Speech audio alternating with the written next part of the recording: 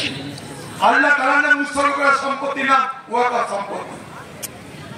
বলা হয় হাফিজ আর আসালুল সাবিল আল তামারাত, অর্থাৎ তোমার যা কিছু আছে তোমার নিজের জন্য রেখে সবটা সমাজকে দাও। এটা প্রকৃত মুসলমানের পরিচয়। তাই এই ভারতবর্ষে ধর্মপ্রাণ মুসলমানরা আল্লাহ তাআলাকে সাক্ষী রেখে তাদের সম্পত্তি দেয় ওয়াকফের নামে।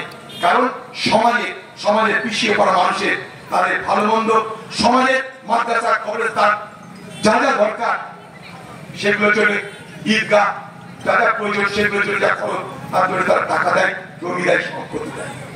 আপনারা কি জানেন এই ভারতবর্ষে সব থেকে বেশি ওয়াকফ সম্পত্তি কোথায়? এই পশ্চিমবঙ্গে। সংখ্যা কত জানেন? 1,38,200। মোট পরিমাণ কত জানেন? 56,000 একর।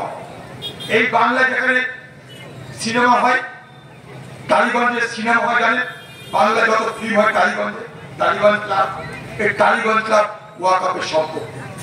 এই বাংলায় রয়্যাল গলফ ক্লাব, কয়েকশো বিঘা, কয়েকশো একর জমির উপরে একটা ক্লাব, যেখানকার জমির মূল্য হাজার হাজার কোটি টাকা, সেগুলো সব ওয়াকফ সম্পত্তি। ভাড়া কত দেয় জানেন? কোনটা 1000 টাকা, কোনটা 2000 টাকা। এই পশ্চিমবঙ্গে তৃণমূলের আমলে হাজার হাজার কোটি টাকার ওয়াকফ লুট হয়েছে। কলকাতায় একের পর এক ওয়াকফ সম্পত্তি বেদখল হয়ে গিয়ে বহুতল বিল্ডিং নির্মাণ হয়েছে, বহুতল বাড়ি নির্মাণ হয়েছে।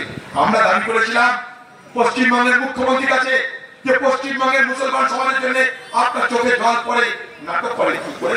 তো সেই মুখ্যমন্ত্রীকে বলেছিলাম ওয়াকফ সম্পত্তির জন্য শ্বেতপত্র প্রকাশ করা হোক, এই ওয়াকফ সম্পত্তি থেকে কত রোজগার করে সেটা জানানো হোক, আর ওয়াকফ সম্পত্তি প্রকৃতপক্ষে ব্যবহার করতে হলে কত রোজগার হতে পারে সাজার কমিটি বলে দিয়েছে।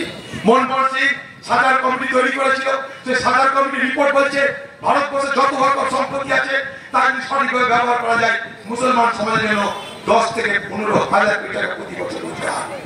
হ্যাঁ, তার মধ্যে সব থেকে বেশি ওয়াকফ সম্পত্তি এই পশ্চিমবঙ্গে।